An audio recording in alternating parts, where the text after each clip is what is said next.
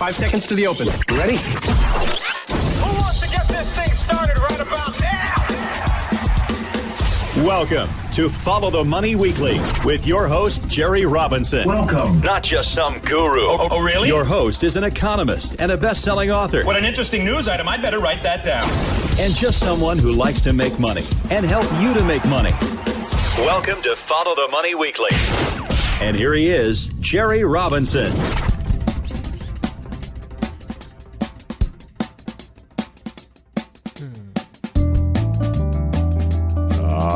Friends, welcome to you all around the world. Welcome to Follow the Money Radio. So grateful to have you along for the ride. As you heard, my name is Jerry Robinson. I'm an economist, an investor, a trader, business, all-around business guy. Been called a serial entrepreneur. Focus on a lot of different things when it comes to business and investing and trading. Really is a passion of mine. I'm grateful to have you here along for the ride today on today's podcast. Today we're going to be talking about precious metals. That's been a topic that we've been talking about here at Follow the Money for a very long time. And today's podcast is entitled Precious Metals Surge in 2019. And boy, have we had a surge across the board. I'm looking at charts right now in front of me. Gold looking just like a bottle rocket, just taking off since earlier this year.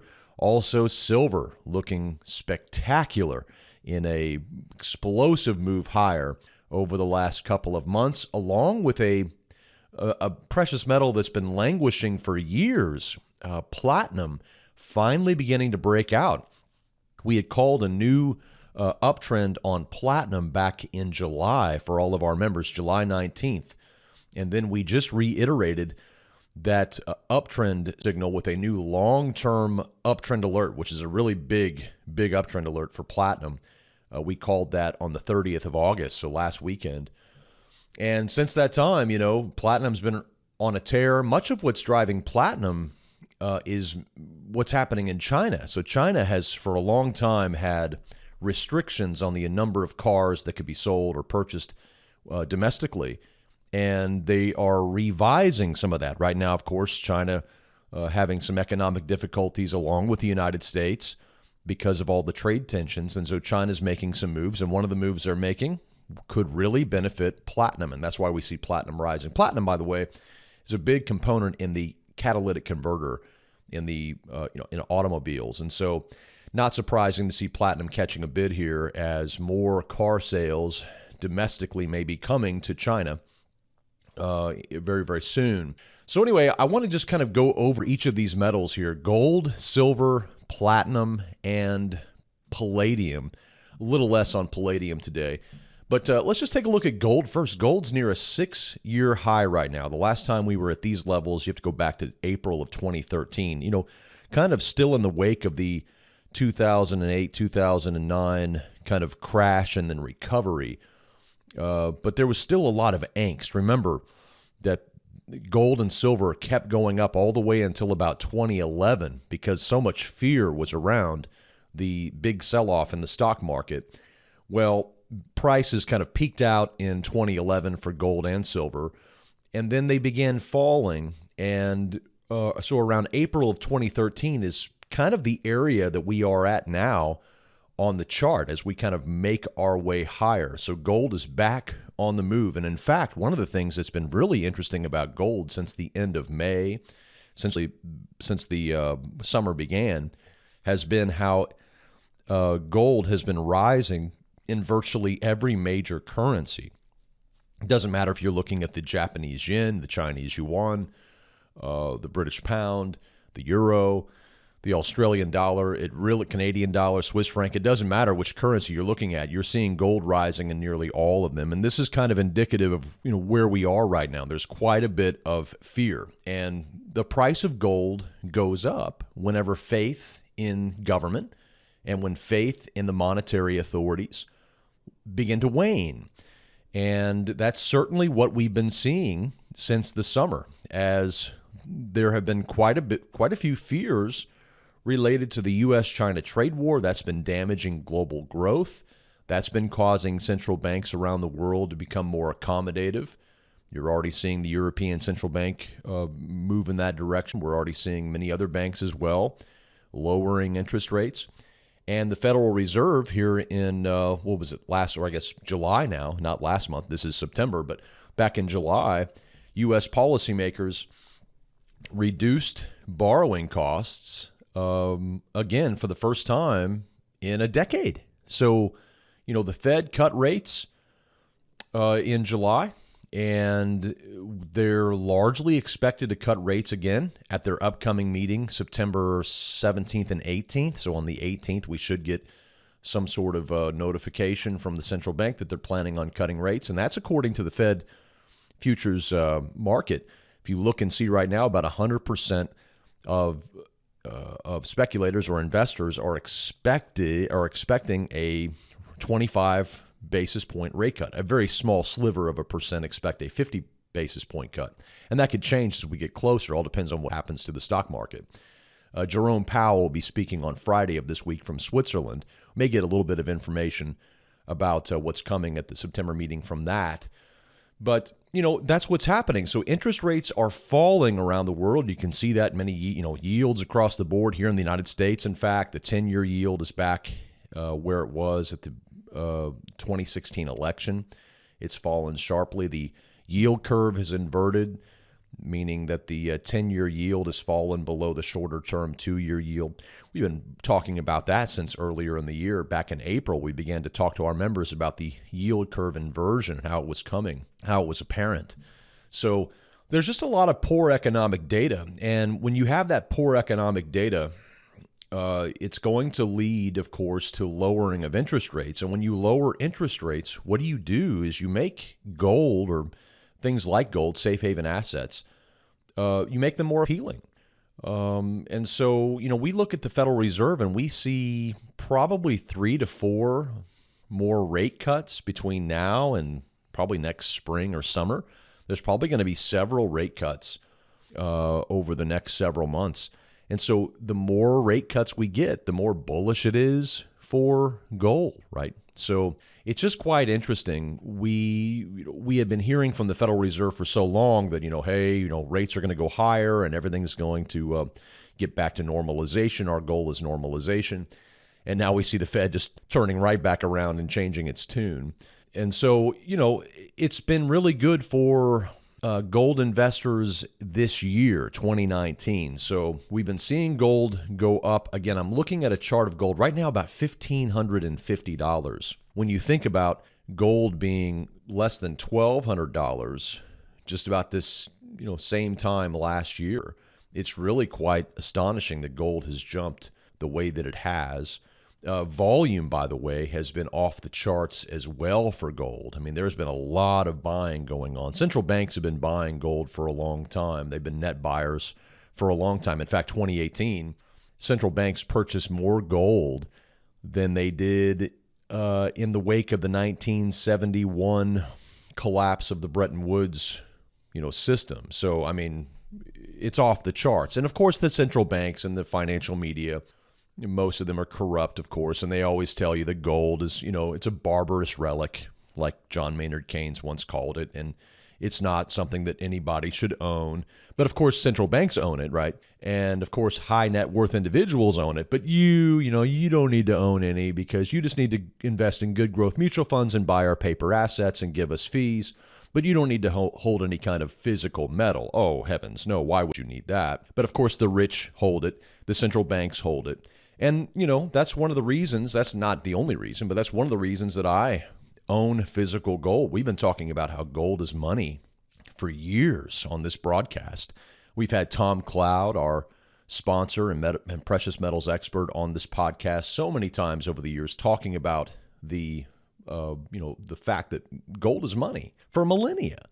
Humans have considered gold as the ultimate store of value. And no amount of paper money is ever going to be able to change, that fact. If you do any kind of study of paper currency, you look at how things have evolved over time, the history of money, you'll discover that we're in a fairly dangerous place now.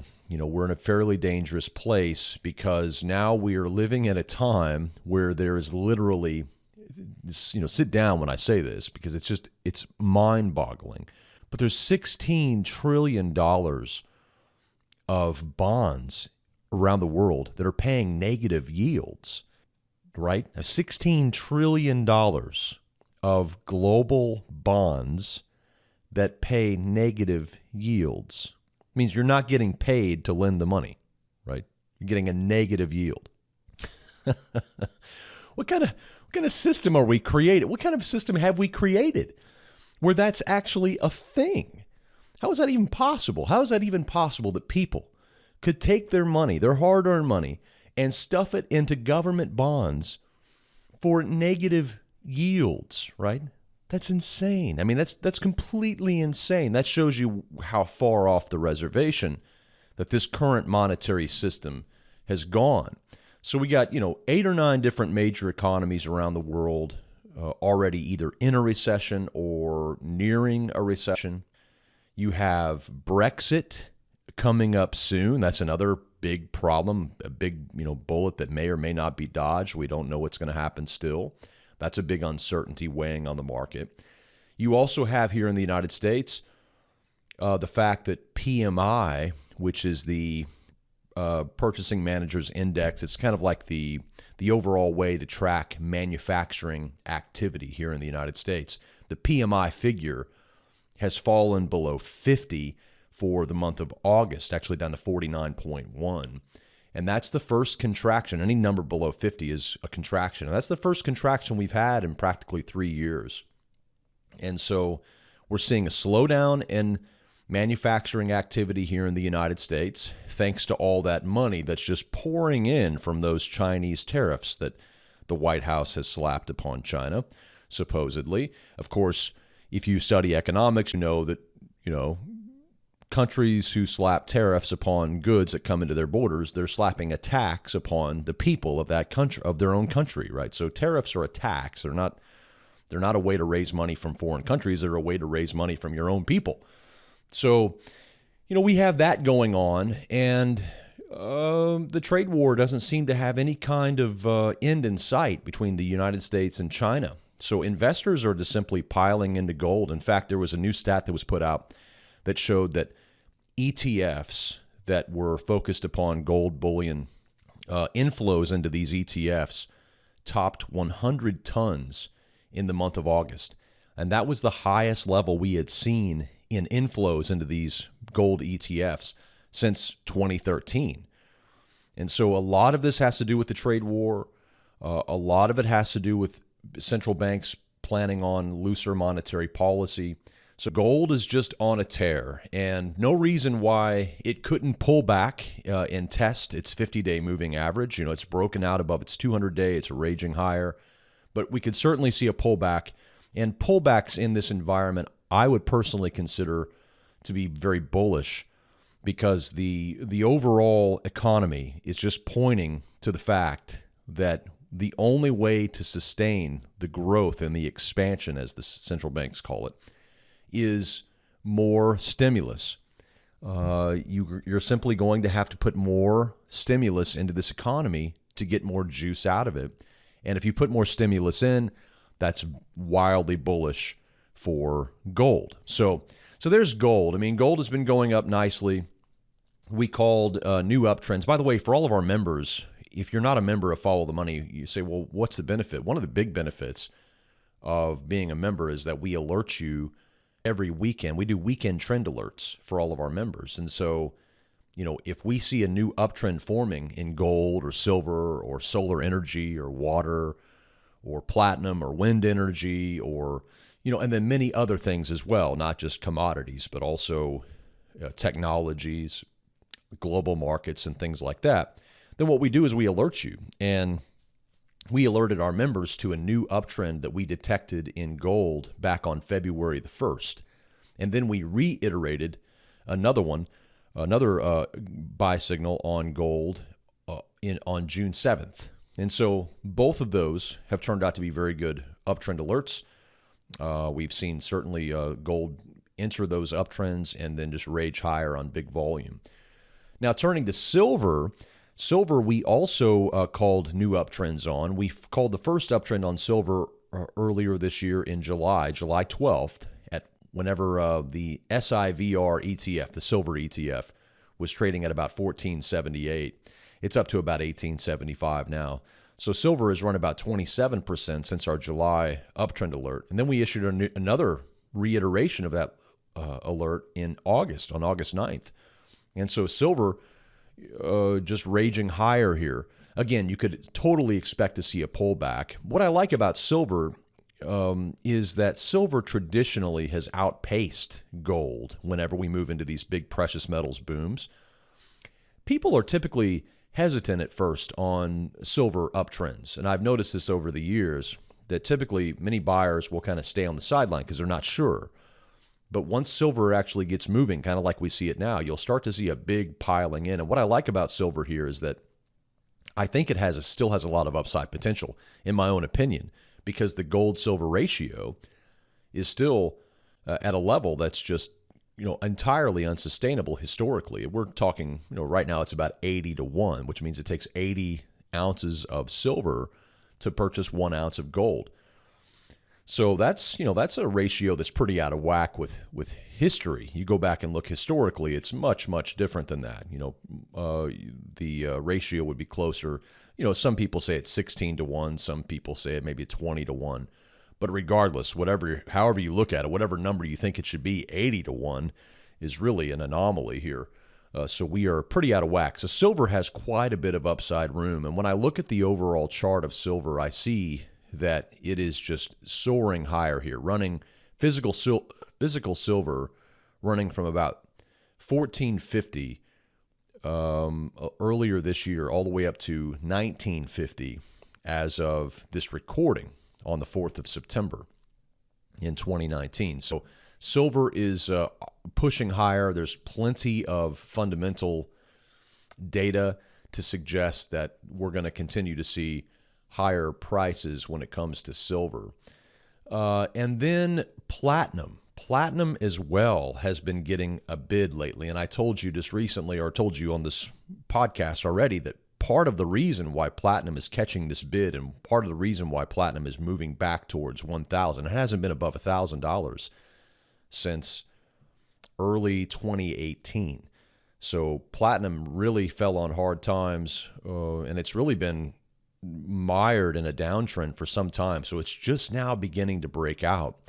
If we break up above $1,000, then that could mean some pretty positive things here. We're seeing lots of volume coming into platinum. And again, as I mentioned, the primary reason why platinum is moving is due to the kind of changing or evolving laws that we see in China regarding the restrictions on auto sales. And so more auto sales means more catalytic converters. More catalytic converters in automobiles requires more platinum. And so demand for platinum, the picture is looking fairly positive now. So platinum is on a run. So, these are the metals that we really watch. Now, palladium has also been in a big uptrend for a long time. In fact, we initially called an uptrend on palladium back in July of 2016. And since that time, platinum's gone up about 137%. And palladium is now kind of moving back higher, suggesting that it's going to continue that uptrend. So palladium has had a really nice run. It's been kind of the darling of precious metals over the last few years, while gold and silver and platinum have just kind of hovered near, multi-year lows. But palladium has, been pretty strong. But right now we're seeing the others break out. So really good news. Those of you who hold precious metals for the long haul, you do so because gold, you believe these metals have intrinsic value. When you hold a $100 bill in your hand, you're holding nothing. I mean, literally, there's a number 100, painted or printed upon that piece of paper, but it doesn't give it any kind of intrinsic value, right? You could use it as wallpaper. Maybe you could use it as kindling for a fire, but what else are you going to use a $100 bill for unless if people don't believe it's worth something? So it's all belief. It's all faith. We have a faith-based economy.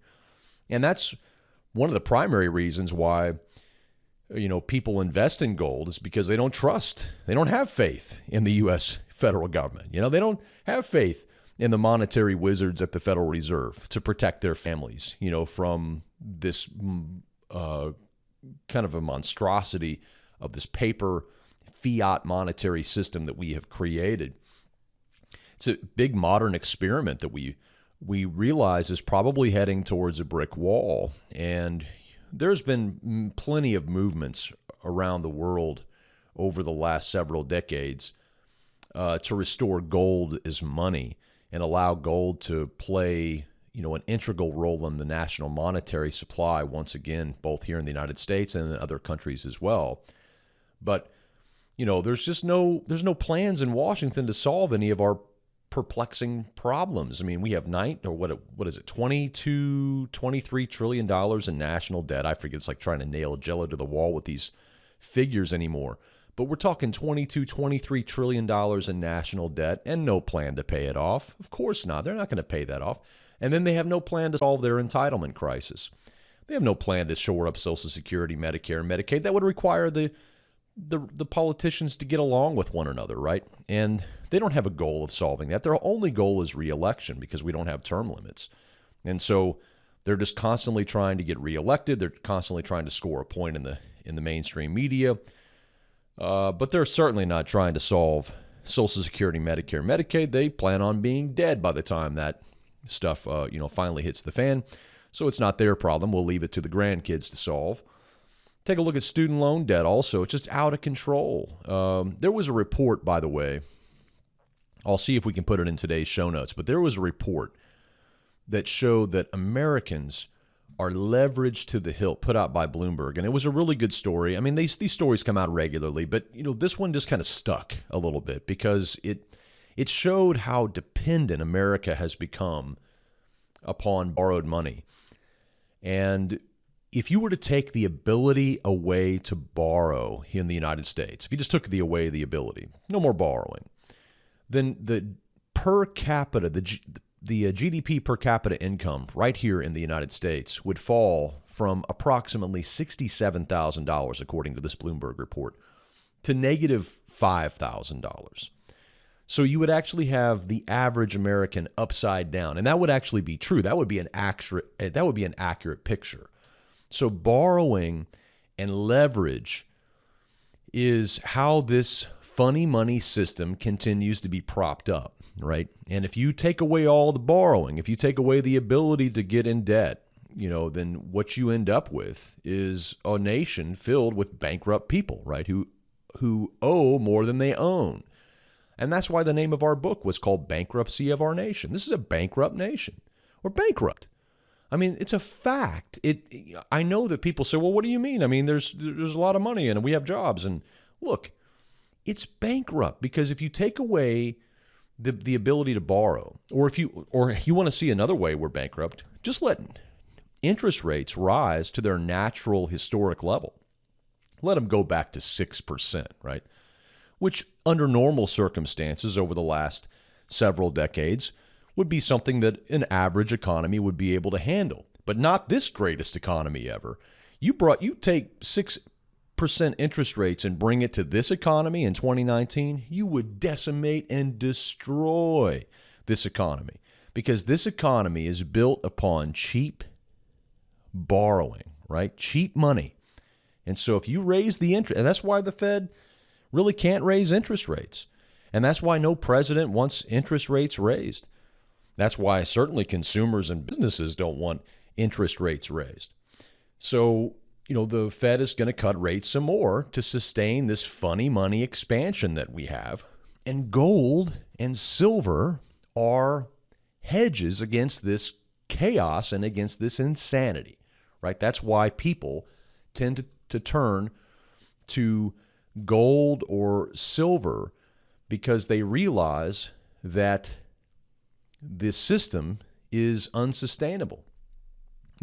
Another reason, as I brought out earlier, is the fact that gold is hoarded and owned and hoarded by the richest people in the world, right? Even though the financial media makes fun of gold, and even though they talk about how it's, not something that the average person should look at, hardly any person with any kind of wealth is not doesn't have some sort of exposure to hard assets like gold and silver. I mean, it's not something that happens. Central banks themselves, are one of the biggest buyers of gold. And if you think that central banks don't know what's going on with the world economy, then, I don't know what to say. I mean, these guys they're the wizards behind it.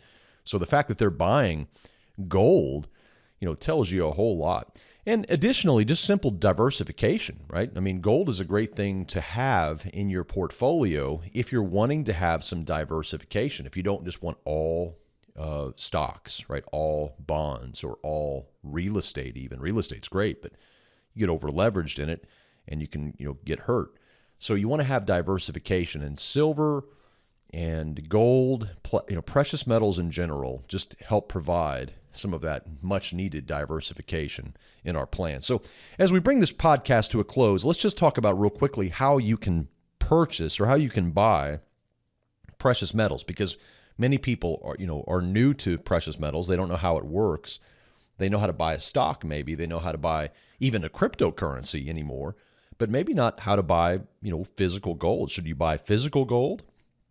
Or should you buy, an ETF or whatever? Well, let's just talk about the 3 quick ways to do this. Number 1, you can buy physical metal through a dealer. And that's what I have done for a long time. And my preferred dealer is Tom Cloud. That's why we have him on our broadcast often. And you can reach out to Tom Cloud if you have questions. You just want to call him up and ask questions about how, gold works. Just give him a call, 800-247-2812. Tell him you heard about, him on Follow the Money Radio. And he'll roll out the red carpet for you. He'll give you lots of good information.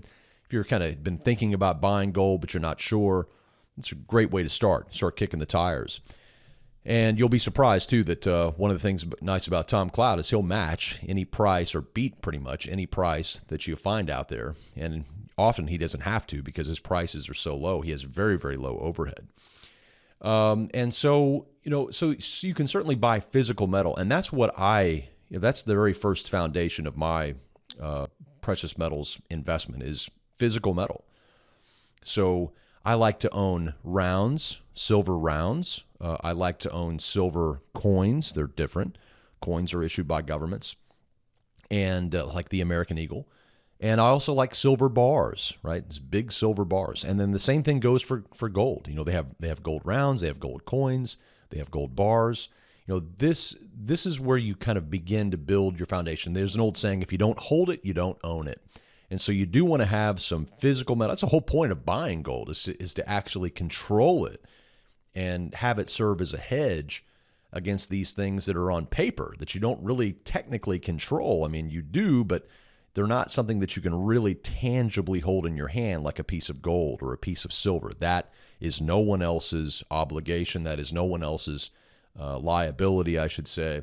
And so because of that, it becomes very, very powerful. So you can buy physical metal. And if you call Tom, our guy, our sponsor, then he provides you with free shipping and free insurance. Just tell him that you heard about him on Follow the Money from Jerry Robinson.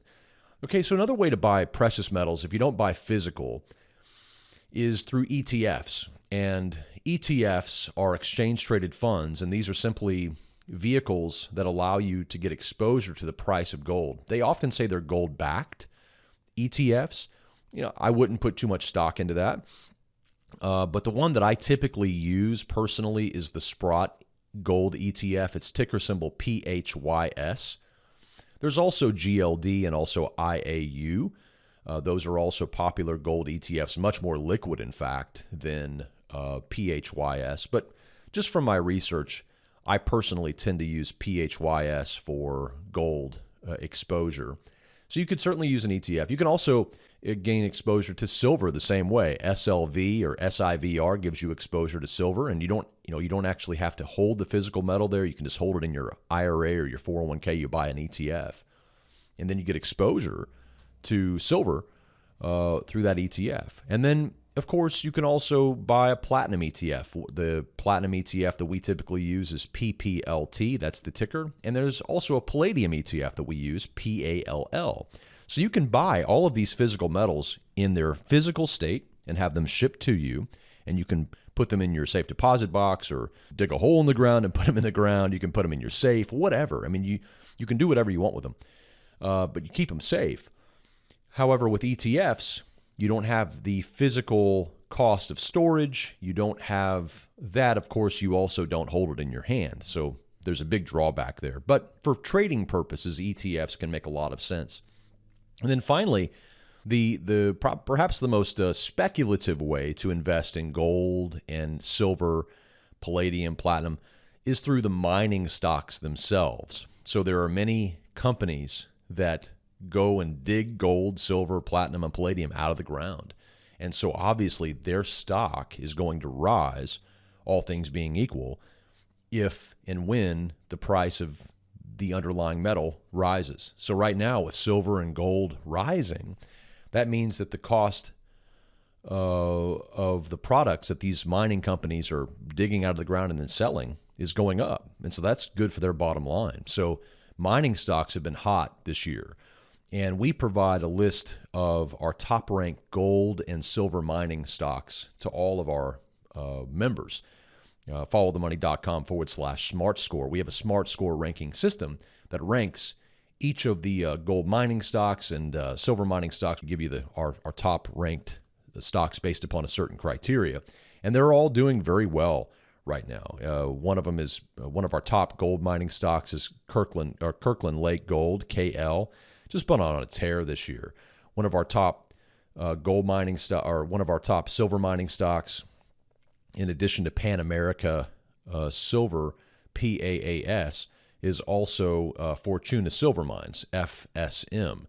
We've been using that as a daily trading idea recently, but also it's one of our top-ranked Smart Score silver stocks. So, if you want to see the whole list, just become a member. I mean, this is what we do. This is what we provide our members. So we provide them trend alerts, when silver, when gold, when the S&P 500, when the dollar, whatever the market is, when that market enters an uptrend, we alert our members.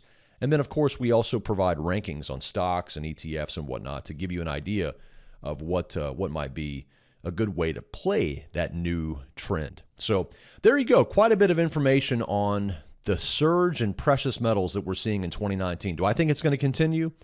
Personally, I do. I think we're going to see probably much more upside for gold. And I'm not saying immediately in the near term, but I think over the next several months and certainly over the next several years, I'm a believer that we're going to see more and more people turning on to hard assets as they realize how crazy and how out of control the monetary authorities really, truly are. More people are waking up to it every day, and gold and silver are the primary beneficiaries to that. So you can learn more about our uptrend alerts and downtrend alerts and all of our member services by going to followthemoney.com/join. If you want to learn more about our services, I encourage you to go check it out. Hope you've enjoyed today's podcast covering gold, silver, palladium, and platinum. Exciting times for those investing in this space, and probably many more exciting days still lie ahead.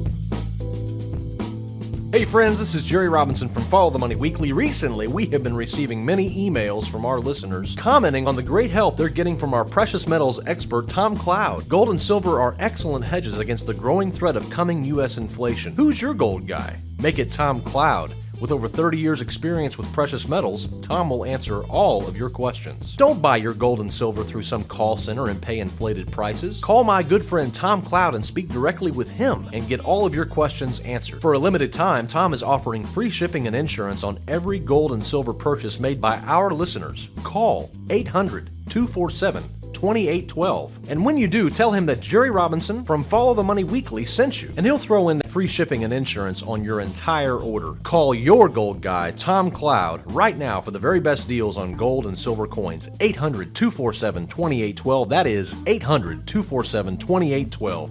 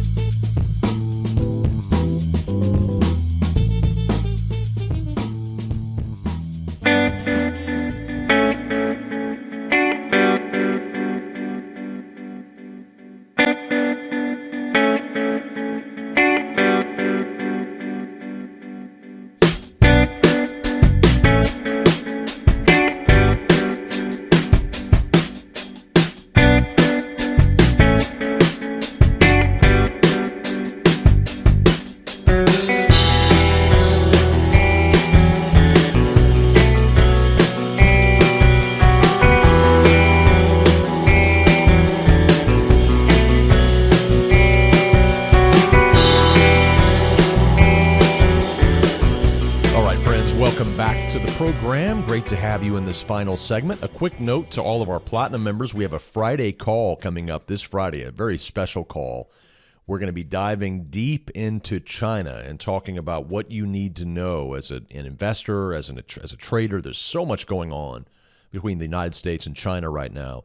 We're going to dive deep. A really interesting visual presentation we're going to be providing live on Friday. All of our Platinum members, be sure to be there. If you're not currently a Platinum member, you can go and upgrade your account. Make sure you're there at that Friday call. We'll also have the replay available for all of our Platinum members afterwards in the archive. And we have a big archive of videos we've done over the years for all of our members, all of our Platinum members there. All right, well, as always, I like to leave you and close up every podcast with a quote, with a final word, this time an anonymous quote that goes like this: before borrowing money from a friend, decide which you need most. Well, that's a very, very powerful anonymous statement, but it's so true. Money can hurt relationships pretty quickly, so always use wisdom when it comes to borrowing from friends, and that's just something to think about. Remember, friends, when you want the truth about the global economy, just follow the money. Have a safe and prosperous week, and we'll see you right back here next time. Until then, God bless. All of the information contained on the Follow the Money podcast is strictly for informational and educational purposes. It should not be construed as specific investment advice. The views and opinions of our guests and sponsors, including Tom Cloud, are their own and do not necessarily represent the views of ftmdaily.com or Robinson Media Group, LLC. Jerry Robinson does hold an insurance license and at times may offer consulting on life insurance and fixed retirement income products. Follow-up, individualized responses to email or phone requests that involve the rendering of personalized investment advice for compensation will not be made absent compliance with state investment advisor registration requirements or an applicable exemption or exclusion and applicable insurance regulations. Past performance is not indicative of future results. You should be aware of the real risk of loss in following any strategy or investment discussed on the podcast. Remember, never do your financial planning through podcast or radio. It's your money. Be wise. Do your due diligence and always consult a trusted financial professional before making any financial decisions.